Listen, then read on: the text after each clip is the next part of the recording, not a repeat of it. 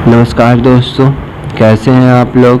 आज हम बात करेंगे गांधीयन प्रिंसिपल्स के बारे में।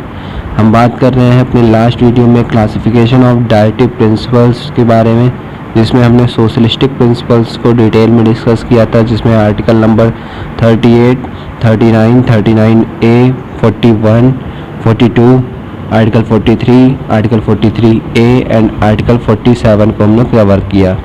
आज हम बात करेंगे गांधीयन प्रिंसिपल्स के बारे में। इसमें article 40, 43, 43B and 46, 47 and article number 48 आते हैं। तो गांधीयन प्रिंसिपल में सबसे पहला आर्टिकल जो 40 है वो बात करता है कि हम विलेज लेवल पे पंचायत को ऑर्गेनाइज कराएंगे और इनमें पावर देंगे। तो इसमें बेसिकली विलेज लेवल पे पंचायत को फॉर्मेशन की बात की गई है, उनको पावर देने की बात की गई है कि उनको सेल्फ गवर्नमेंट की अथॉरिटी भी दी जाए कि वो फंक्शन कर सकें as a unit of self government. इसमें लिखा गया है, जो आपकी लक्ष्मीकांत की बुक है उसमें आर्टिकल 40 में, to organise village panchayat and endow them with necessary powers and authority to enable them to function as unit of self government। Basically self government की बात की गई है विलेज पंचायत के लिए, और इनको अथॉरिटी दी जाए, इनको पावर दी जाए। एंड नेक्स्ट आर्टिकल है आपका आर्टिकल 43, जिसमें बात की गई है promote the cottage industry on an individual और corporation basis in rural areas. इसमें जो कॉटन इंडस्ट्रीज़ है, जो कॉटेज इंडस्ट्रीज है, उसको प्रमोट करने की बात की गई है, चाहे वो इंडिविजुअल बेसिस पे हो या फिर कॉर्पोरेशन बेसिस पे हो। आपके रूरल एरियाज़ में जो ग्रामीण क्षेत्र हैं उनमें जो कॉटेज इंडस्ट्रीज़ हैं उनको प्रमोट करने की बात की गई है। ये आर्टिकल 43 में कहा गया है। आर्टिकल 43B में हम डिस्कस करेंगे क्या कहा गया है कि to promote voluntary formation, autonomous functioning, democratic control and professional management of cooperative societies. Basically इसमें कोऑपरेटिव सोसाइटीज़ के फॉर्मेशन और उनके ऑटोनॉमस फंक्शनिंग के बारे में बात की गई है कि उनको फॉर्मेशन कि वो किस तरीके से फॉर्म करें और उनके जो फंक्शनिंग है वो भी ऑटोनॉमस हो, उन पर कोई गवर्नमेंट का कंट्रोल ना हो, और ये डेमोक्रेटिक कंट्रोल हो और प्रोफेशनल मैनेजमेंट हो कोऑपरेटिव सोसाइटीज़ का। ये बात की गई है आर्टिकल 43B में। बेसिकली कोऑपरेटिव सोसाइटीज़ को लेके उनके फॉर्मेशन और ऑटोनॉमस फंक्शनिंग को लेके बात की गई है। एंड इसके बाद आर्टिकल नंबर 46 में कहा गया है कि to promote the educational and economic interest of SC, STs and other weaker section of the society and to protect them from social injustice and exploitation.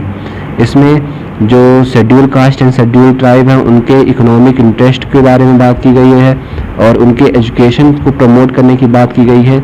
और इसके साथ ही साथ other weaker sections of societies जो हैं, चाहे इस तरीके जैसे कि EWS सेक्शन है, उनको भी लेके उनके एजुकेशन और इकोनॉमिक इंटरेस्ट को प्रमोट करने की बात की गई है। और उनको भी प्रोटेक्ट किया जाए, सोशल इनजस्टिस हो एंड एक्सप्लॉयटेशन, उनके जो भी जस्टिस उनको भी न्याय मिले और उनका एक्सप्लॉयटेशन ना हो, इसको भी आर्टिकल 46 में बताया गया है। इसके बाद आर्टिकल नंबर 47 में बताया गया है कि to prohibit the consumption of intoxicating drink and drugs which are injurious to health. Basically जो आर्टिकल 47 में डिस्क्राइब किया गया है कि जो भी हेल्थ से को हार्म पहुंचाने वाले ड्रग्स हो या ड्रिंक्स हो, उनकी कंजम्पशन पे प्रोहिबिशन, उनको यूज़ करने की अनुमति नहीं है, उनको कंज्यूम करने के लिए प्रोहिबिट किया गया है कि आप उसे यूज़ नहीं कर सकते जो कि आपके हेल्थ पे एक हार्म पहुंचा सके किसी भी तरीके से। तो ये आपका आर्टिकल नंबर 47 है। इसके बाद आर्टिकल नंबर 48 की बात करें तो उसमें कहा गया है कि to prohibit the slaughter of cows, calves and other milch and draught cattle and to improve their breeds. Basically इसमें प्रोहिबिट किया गया है स्लॉटर ऑफ काउज, जो गौ हत्या होती है उसको प्रोहिबिट करने की बात कही गई है, और जो कैटल्स हैं उनको ब्रीड्स को इम्प्रूव करने की भी बात कही गई है आर्टिकल नंबर 48 में। बेसिकली जो गांधीयन प्रिंसिपल थे वो भी था कि सत्य अहिंसा जिसे हम कहते हैं, या फिर जो अपलिफ्टमेंट ऑफ लोअर क्लास की बात करते थे गांधी जी और प्रमोट करते थे उनके एजुकेशंस को, वीकर सेक्शंस के प्रति उनका काफ़ी मतलब लगाव था, उनको प्रमोट एजुकेशन, उनके बैकग्राउंड, उनका स्टेटस, सोशल स्टेटस बढ़ाने की बात करते थे। तो वही सारे आर्टिकल्स इनमें गांधीयन प्रिंसिपल्स में बेस्ड है। जैसे इसमें हमने आर्टिकल 40, 43, 43B, 46, 47 एंड 48 डिस्कस किया है। इसमें आर्टिकल 41 में विलेज पंचायत फॉर्म करने की बात की गई है। आर्टिकल 43 में प्रमोट कॉटेज इंडस्ट्री की बात की गई है। आर्टिकल 43B में कोऑपरेटिव सोसाइटीज़ की फॉर्मेशन एंड उनके ऑटोनॉमस फंक्शनिंग की बात की गई है। आर्टिकल 46 में promote educational and economic interest of schedule caste and schedule tribe की बात की गई है। आर्टिकल 47 में consumption prohibit the consumption of intoxicating drinks and drugs की बात की गई है। आर्टिकल नंबर 48 में prohibit the slaughter of cause and kettles की बात की गई है।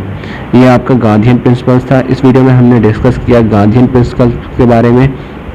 आपको ये बात तो मैंने बताई दी थी लास्ट वीडियो में कि अगर इनमें से कोई भी आर्टिकल्स के वायलेशन होता है जो कि DPSP के आर्टिकल्स हैं तो इनको नॉन इन्फोर्सेबल है इन कोर्ट। इसका मतलब कि इनको अगर वायलेट होता है तो आप इसको लेके कोर्ट में जाके आप अपील करेंगे तो इस पर कोई सुनवाई आपकी नहीं होगी।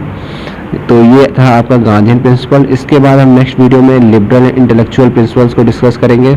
आपको वीडियो कैसा लगा आप अपनी राय नीचे ज़रूर कमेंट में लिखिएगा और इस वीडियो को ज़्यादा से ज़्यादा लोगों तक शेयर एंड सब्सक्राइब करना ना भूलिएगा। तब तक के लिए जय हिंद। नेक्स्ट वीडियो के लिए नमस्कार दोस्तों, कैसे हैं आप लोग।